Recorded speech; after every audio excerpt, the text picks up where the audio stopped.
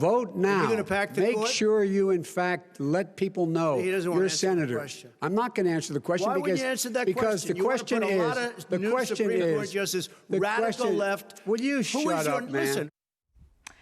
In an effort to add a bit of decorum to the next event, the commission that organises the debates has a plan. When Donald Trump and Joe Biden meet on Friday, someone in the wings will be standing by with a mute button. And it means that each candidate will have 2 minutes at the start of each topic to make their case, and neither will be able to interrupt the other at this time. For the president, this final meeting will be vital, a chance to claw back his way in the polls. As it stands, if Donald Trump wins in 2 weeks, it will be the largest polling error in modern history. The largest, in fact, since Harry S. Truman his upset victory over Thomas Dewey in 1948. There he is holding the Chicago Daily Tribune. They got it a little bit wrong. Dewey defeats Truman. Aha, he says, no, I was the winner. Can I start with you, Erin? Trump with the mute button. I mean, is that what Conservatives were hoping for in 2016, that he'd pivot to a normal president? Oh, I find it fascinating because, I mean, you know, 2020 is all about the mute button, right? But it doesn't solve the fact that you've got two grown-up men running for president of the United States, and we need to mute them to have a respectable debate. Well, do we need to mute both of them, or do we just need to mute Donald Trump? I think there was a bit of muting of both sides that had to go on there. And I remember watching and actually Instagram storing it and going, these are two grown-up men that are running for president here.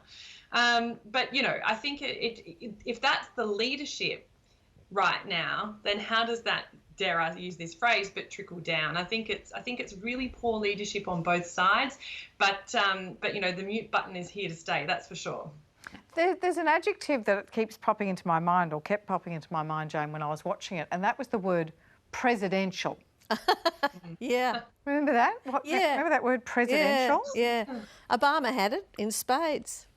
And, looking at, sometimes they contrast on social media, Obama, the way he announced the killing of Osama bin Laden in comparison to how Trump announced the killing of Abu Bakr, something or other, Bashir. And it was like watching a cartoon character versus a president. And Obama was the president. But you could reach back to George H.W. Bush, and he certainly didn't. He could have done it too. So have times changed? Have times just changed? Is this the new political culture? Well, I sincerely hope not. I think we got a president who was not suitable for the job, and sometimes people make terrible hiring decisions, even in a democracy. But Trump is anti-establishment. That's his whole thing. No, he's a crook and a gangster. Just feeds into his brand, doesn't it? He's not supposed to be presidential. Yeah, I'm afraid I don't really care. To say that he was anti-establishment when he was the 45th white man or man in a suit as opposed to the first woman after the first black man has always struck me as a very odd argument. This is in Tim's wheelhouse, so I want to get him in.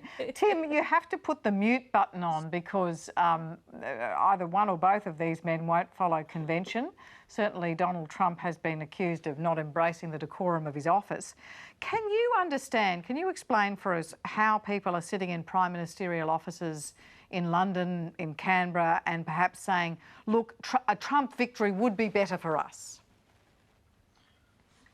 Well, yes, I think that question is capable of being answered in the affirmative more often amongst allies than we're often led to believe. I think there's a significant, Greg Sheridan has argued this is a significant part of the Australian political system, and I would argue the British, certainly the Indian, the Japanese, the Singaporean, the Vietnamese, that rather kind of gets Trump and understands his modes of communication. It's no guarantee, and I think I'd take Jane up on the invitation to argue about Obama. Obama was a man of great rhetorical erudition, at least when he was on auto cue. It didn't necessarily translate into an effective foreign policy or domestic policy accomplishment, whereas Trump has mastered a very crude medium. He was a TV superstar for 15 years before he ascended to the presidency. And his use of Twitter, though it doesn't really float my boat in terms of a way to spend an evening reading, he has mastered a way of making himself understood to a demographic that the two erudite wings of American politics, captured on the cultural coasts of the nation, had forgotten and ignored. So I don't like the rhetoric, but I think we need to pay respect to the utility of it, how effective it's been in terms of mobilising a base that had been forgotten. But we're talking about foreign affairs. Surely in Canberra and London and in other capitals, what they're looking at is his foreign affairs prowess. And Sheridan was giving him points in Asia, saying, look, you know, he prefers to deal in institutions and unilateralism to multilateralism, but he will build institutions, especially in Asia, where it's useful. And I was just sort of contrasting that with a piece in the Wall Street Journal today, Tim, from a man called William McRaven, who apparently is a retired Navy admiral, commander of US Special Operations Command 2011 to 2014, and says while he's a pro-life, Second Amendment, small government, strong defence, national anthem standing conservative, he voted for Joe Biden on the basis that the world, he says, no longer looks up to America. They have been witness to our dismissiveness, our lack of respect, our transactional approach to global issues. So, I mean, the question becomes, would the world be a better place if the American president wasn't a serial liar, didn't cosy up to dictators and treated alliances seriously? Would that not be a better thing? Well, if that's the caricature of Trump, which has a kernel of truth, like all caricatures, if that's the version we're obliged to assess, then clearly, yes.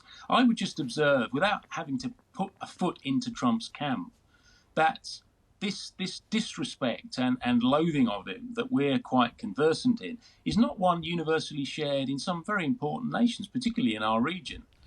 India has had a very warm relationship to Trump, far better and far more effective for both nations than it was with Obama. I'm just querying the notion that smooth diplomacy of the Obama type, in which Biden is going to very haphazardly try and relive, is necessarily a more effective way of engaging global issues. I think Trump has got a record of not failure, not remarkable success, but he has given us some evidence that diplomacy can be done in different ways. All right, well, let me turn to James, because he's shaking his head furiously on this. Here we have these two perspectives, don't we? The retired Navy admiral who says, Biden will make America lead again, and Greg Sheridan, foreign affairs writer in The Australian, is basically saying Biden gives every sign of being a dithering and weak president. Yeah, look, I mean, calling Trump effective at foreign policy is like calling a tsunami a choppy swell. It's ridiculous. And like to Greg Sheridan's argument, I mean, he is right on some things, and in terms of Australia has benefited from this, and Asian countries are seeming to work with Trump. But I don't think that's love. I think that's some kind of it's opportunistic. Trump is providing for them what they need. I think, this idea that Trump is better for Australia or better for the international system, which is this kind of Earth 2 argument of, it's some kind of parallel dimension argument where up is down and down is up. Trump has been extremely damaging to the international system, to international order. The fact that, he has threatened and we've come very close to nuclear war via tweet, I think undercuts any argument that Trump is better for the world than Joe Biden. I think it's not borne out by, look at the wars. But you look at Kosovo, Iraq, Afghanistan, Libya. These are all wars made by these apparently more effective foreign policy presidents. Trump, love him or hate him, has refused to fight a war. And so no Australians have died while Donald Trump has been commander-in-chief. I'm not saying that's the only measure of success, but it's considerable that he's turned a tide of American interventionism. I don't think we can credit Trump for that as something he's done. I think it's more of that he's too incompetent to actually start a war. It's not his active effort. It's the lack of ability to get things done. He's absolutely failed on most metrics you could rank a president by. No, I just have to say though, he has also done some really important bad things. in particularly, I would have to say, with freedom of the press and the safety of journalists and the media worldwide. I mean, I will never forget what happened to Jamal Khashoggi and the fact that absolutely no action was taken by the United States on the torture and murder of one of their citizens, a journalist with the Washington Post. And I think the ramifications for a great many people, Duterte, who continues to behave in an important... Bolsonaro in Brazil. The problem with Trump is he emboldens the most... reprehensible, the most totalitarian, the most authoritarian and the most vicious forces, whether he is that or not, he emboldens them with his rhetoric. Let me bring Jane is 100% right. Trump's behaviour is having this trickle-down effect, to use the term, on other leaders who are emboldened by his behaviour, and he's sucking up to dictators and to authoritarians, is emboldening other nations to do the same. Erin, you're sitting there, you're a foreign affairs expert, so I want to get... So I would like to hear your voice in this conversation. I find it really interesting, Erin, when you say, look, you know, America had to do something about their trade deficit with China, with Beijing. So, you know, if as has been reported in John Bolton's book, the president gave Beijing a free pass to run concentration camps for Uyghur Muslims. Well, you know, that's just real world politics. Or you say, well, you know, maybe he withheld or suggested he wanted to withhold military aid. Remember the issue over the impeachment from the Ukraine president, unless the president of Ukraine agrees to investigate Trump's political enemy, Joe Biden. Yeah, but Joe Biden, they'll say, his son had a kind of slimy payday coming, didn't he, from a member of the Ukrainian energy company. So, hey, all that balances out. Yep, you foment racial division in the country, but hey, Americans in between the coasts, look at your pay packet, you're doing better. Is that the sort of trade-off we're being invited to make, to somehow look at the real presidency of Donald Trump? I think there's been some really good points around what is actually the measure of success of Donald Trump's presidency. And I think that, you know, to go back to your original point about, you know, are we going to be better off with a Biden or Trump presidency for the next term? There's something we haven't really talked about here is the implications for Australia. And I think that what's our biggest foreign policy issue right now in Australia? It's probably dealing with China. So is this good or bad? Is Washington picking a fight with Beijing good for us or bad? Well, I think it's bad for us. So what we might see under Biden, and this is TBC, is a softer approach for China. I still think that China is going to be the priority, but it's not going to be that antagonistic China flu, Wuhan flu, all of these things that make our lives a lot more difficult here in Australia when we are trying to balance our relationship with the United States and our trade relationship with China and the fact that we are here in the region.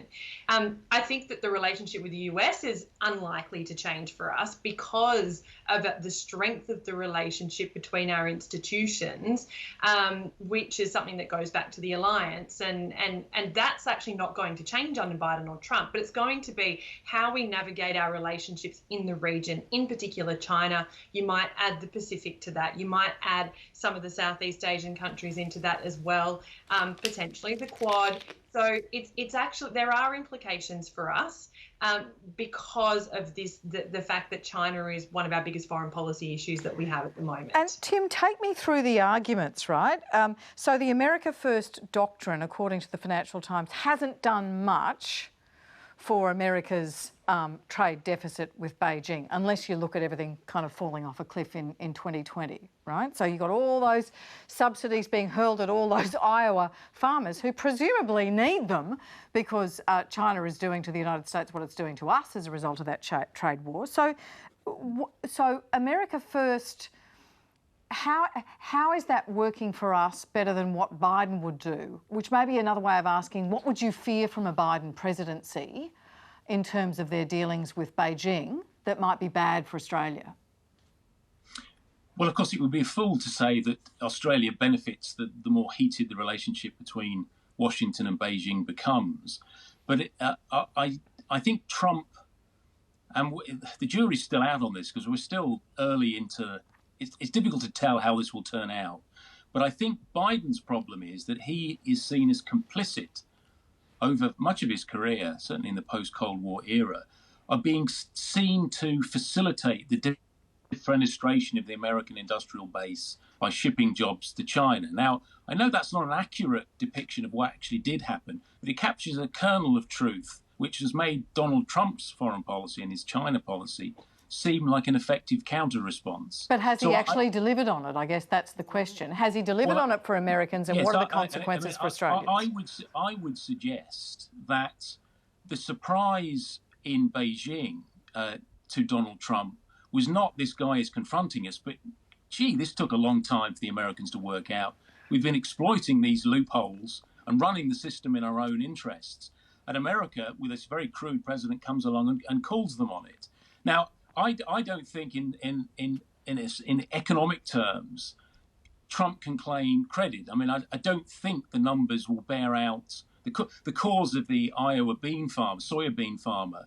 I don't think in a financial metric sense is going to sustain Trump's argument. But in a cultural sense, in a sense of identity, in a sense of Trump representing American interests against China, yes, he has been effective. Yeah. I think, sorry, if I could just jump in very quickly. I think also there's this premise that the Biden approach to China is going to be diametrically opposite to the Trump approach. Well, he did talk about the art of the steal in that last debate, which does suggest a degree of hostility to Beijing that seems to be very strong across politics in the United States. Yeah, I do think, I mean, there's been some interesting talk from some colleagues in the US, namely Jim Golby most recently, about how, you know, Biden may take advantage of the benefits Trump has brought from the China relationship while trying to soften it. So, you know, take advantage of what's happened, but pivot more slowly, you know, to a softer approach. And so I do think there will be some continuation of Trump's foreign policy going forward, just with different branding. Yeah. It'll be fascinating. That's why everyone's watching. We're out of time on that one. Hopefully, we will keep talking about that. No wonder Australians are so captivated by this election. Whatever happens, the next debate will be unmissable, and we will have full coverage of it on the ABC. Stan Grant and I will be live from 11:45 on Friday on ABC News Channel.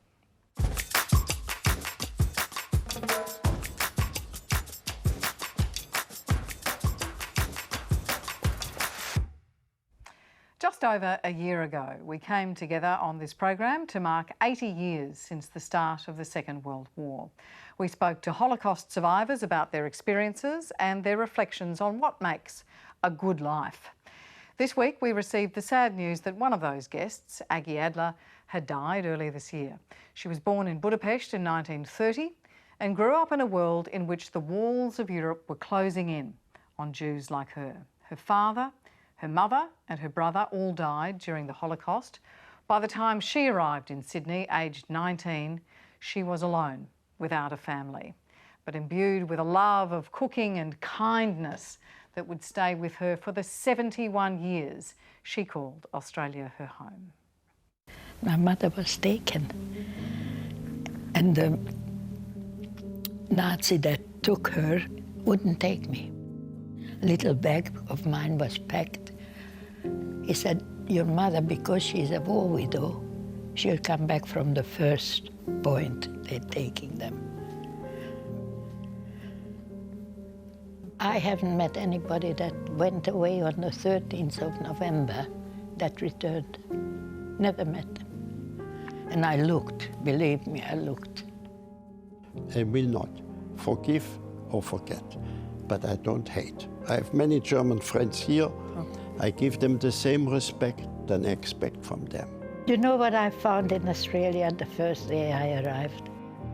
The smell. There was a special smell because this wasn't a big city. Yes. I came from Paris. It was like a weight falling off me.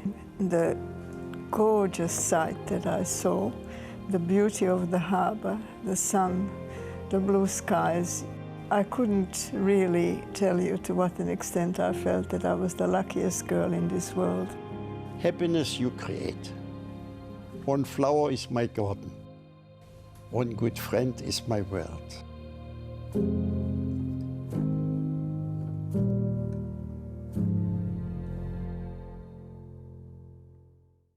What a blessing her life was. Jane, We often hear resistance stories about men.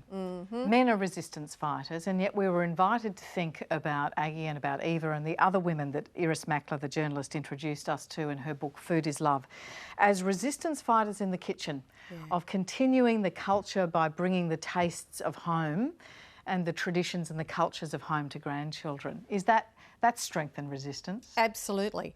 Keeping cultures alive when, forces of evil try to eradicate them is one of the things that I think women have done throughout history. I think we could talk a lot about how Indigenous women, for example, held on to Indigenous culture, on to Indigenous young people right throughout colonisation and everything else, the strength of the aunties, but also Aggie and the other women who lived through unthinkable times but persevered and went on to make an enormous act of courage that we just talked about earlier, Australian women actually feeling that they don't want to do, have children, continue the culture, cook for them, make sure that the kind of recipes that were part of that culture didn't die and came to a new country. I think it's a huge resistance. It's a triumph, actually. It's a celebration that they lived so long and that they lived to say to their oppressors, you failed.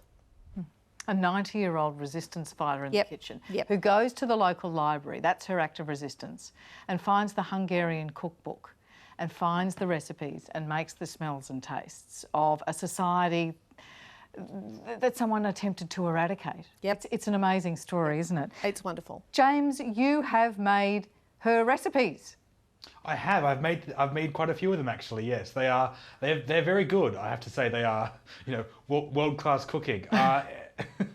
And yeah, I just wanted to kind of follow on quickly from something Jane said about black women, black aunties, black grandmothers. As an Indigenous man, I have to give credit to all the ancestors who came before me and all the elders and aunties and uncles who are still here with us today, who've kept that resistance going and kept up the good fight. I think of Uncle Sam Watson in Brisbane, the late Uncle Sam Watson, who started out fighting for the referendum in 1967 and continued up fighting for Indigenous rights right up until his death, earlier this year. So I think it's, there's a lot to be learned from those who came before us.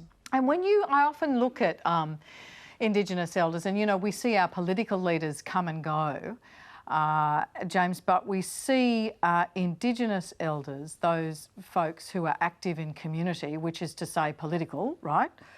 They're the same people decade after decade. What does it mean to be coming up behind those people? Is that intimidating? Is there a sense of joy or a sense of burden about that? It's as far from a burden as you could possibly think. It's about I am the next link in the chain here.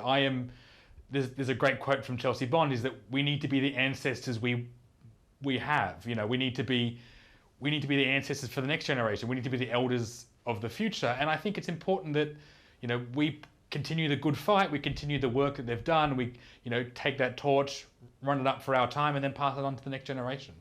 Tim, it's interesting to think about all the different migrant stories to Australia, but the story of a 14-year-old girl in Budapest, as Aggie was, and she has to go and find furniture. She has to go and find... she's the overseer of a cigarette factory at the age of 15. She's a smuggler. She calls herself a wild thing, right? And then she arrives in Paris and she's too old to go to Canada. But they'll take her in Australia. They'll take her in Australia. And here she comes and she meets this handsome Bob Adler, this stylish German Jewish migrant to Australia, 59, 60 years together and two beautiful children. That's an Australian story.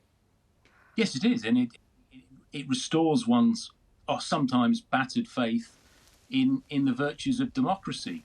That system is highly imperfect, but for people like Aggie, it represents everything, and we parcel it out, we dilute it at our peril. Erin, I want to turn to you because you have the most wonderful family, in-laws and outlaws, Indigenous, non-Indigenous, Irish and all the rest. What have you learned from your elders? It was so wonderful when you asked me this before we actually came on the show, when I quickly sent a text back to the family and I said, what's a bit of, tradition that's been passed down in our family? And it was exactly what I said to you. My father wrote back that his old Irish great-grandmother used to say, 1 hour sleep before midnight is worth 2 hours sleep after midnight.